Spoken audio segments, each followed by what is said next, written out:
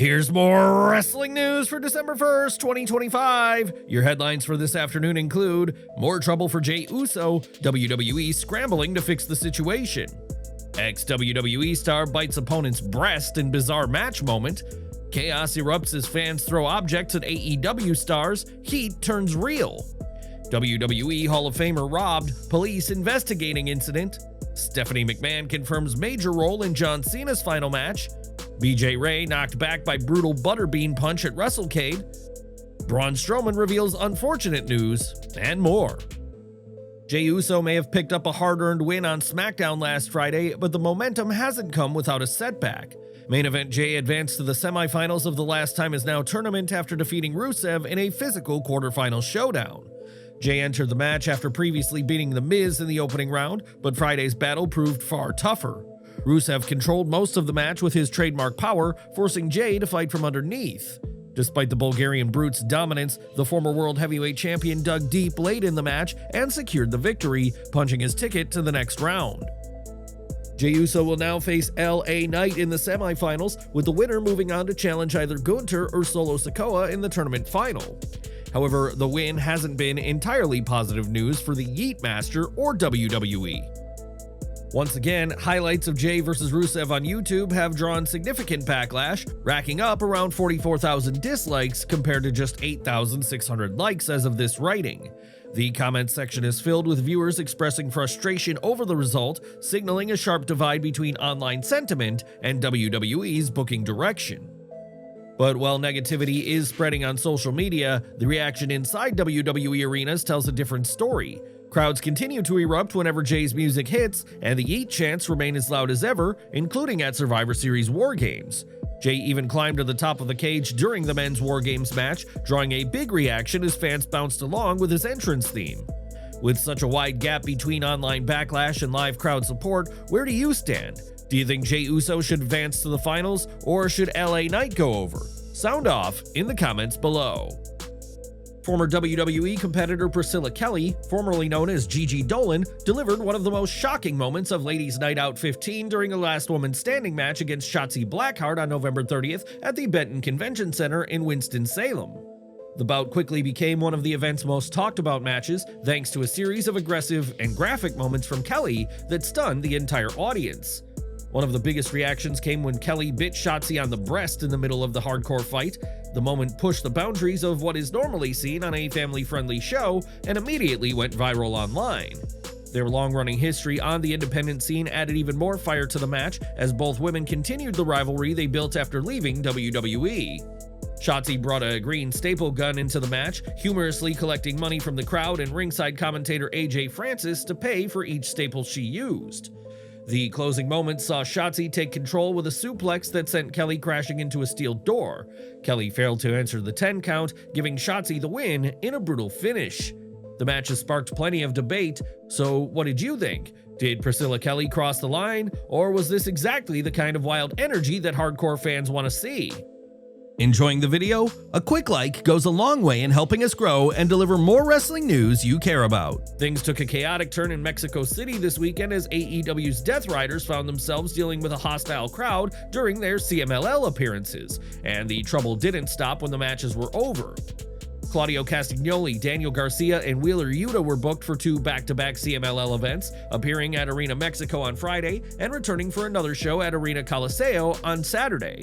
While their in-ring performances captured plenty of attention, the crowd response grew increasingly volatile, leading to fans throwing objects at the trio during the show and later attempting to swarm Daniel Garcia outside the venue. Garcia shared footage of the incident on his Instagram stories following Saturday's event, revealing a tense scene as he exited Arena Coliseo.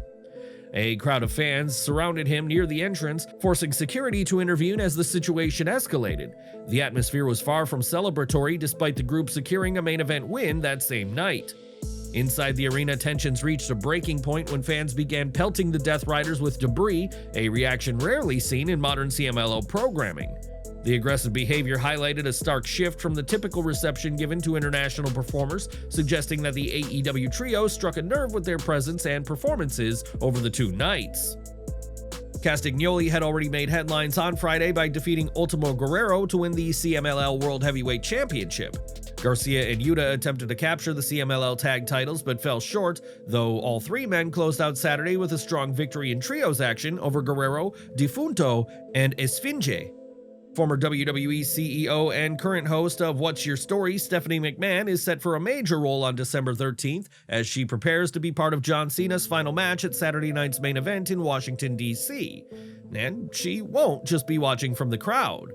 During an interview with Megan Morant last Saturday, Stephanie confirmed that she will be on air for Cena's farewell bout. She teased that she'll co-host the broadcast alongside Raw's play-by-play commentator Joe Tessitore. As she put it, "I'm actually co-hosting with Joe Tessitore. I'm gonna have to rein those emotions in a little bit." Given Cena's 2-decade legacy and his long-standing connection with the McMahon family, Stephanie's involvement feels like a natural piece of WWE history coming full circle. Having a McMahon at the desk brings an added layer of significance to a night already guaranteed to be emotional. With Cena preparing to close the book on his legendary in-ring career, do you think Stephanie's presence adds to the moment? And who else should be there for his final WWE match?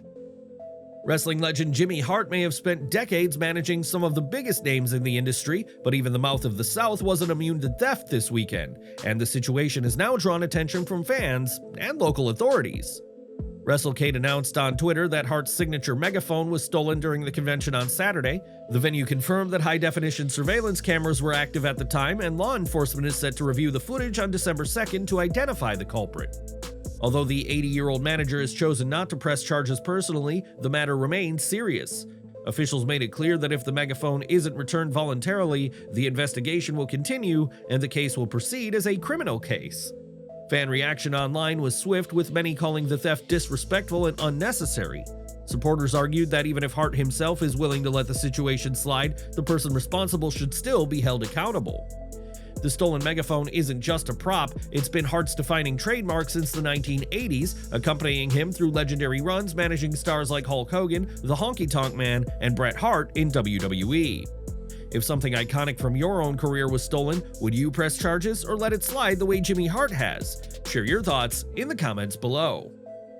BJ Ray made his post-WWE return at WrestleCade 2025, but it wasn't his refreshed look or teased hair revival that stole the spotlight. Instead, all eyes were on a brutal body shot delivered by none other than boxing icon Butterbean. In a video Ray shared on Instagram, the former WWE LFG standout is shown backstage at the convention, amped up and jokingly questioning whether the man beside him really was Butterbean. What began as a playful exchange quickly turned into a moment Ray definitely won't forget. "This guy's trying to tell me you're Butterbean. No, I know Butterbean and you ain't Butterbean, bro. Prove it."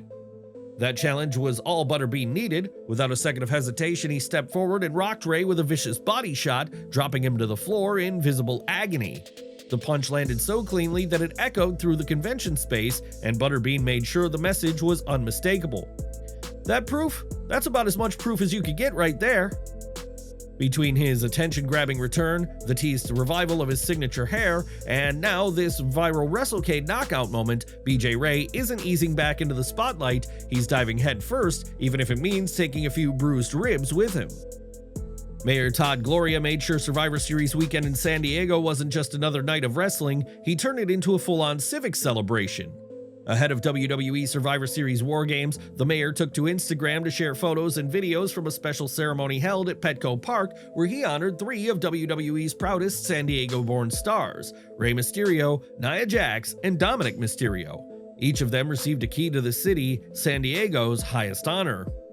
With WWE making its presence felt across the city and San Diego's own being recognized on such a grand scale, it's hard not to wonder, should more host cities embrace moments like this when WWE rolls into town? Everything on the menu with Braun Strowman has become one of the surprise success stories on the USA Network, outperforming expectations and pulling in ratings higher than anyone anticipated. Airing immediately after WWE SmackDown, the show consistently attracted strong viewership and even managed to outdraw AEW Dynamite and WWE NXT at various points, turning Strowman's series into an unexpected hit. Despite that success, the show has not been renewed for a second season. When a fan asked him directly about its future, Strowman made it clear that nothing's been confirmed yet. He responded that he's still waiting for an update and hopes the show will get the green light. Patiently waiting to hear, I sure hope so. At this point, it appears unlikely that the show will be renewed immediately. However, there's still a chance it could return later in the year. According to reports, SmackDown is expected to run as a 3-hour broadcast on the USA Network from January through June or July, after which the third hour once again would be filled by a different program. Whether that slot will ultimately become a new season of Strowman's show remains unclear. For now, fans will just have to wait and see how the scheduling shift plays out and whether everything on the menu gets another shot on the air. For all of our subscribers, don't miss the 9 a.m. Eastern video we dropped earlier today. Smash that bell icon and select all notifications so you're always in the loop.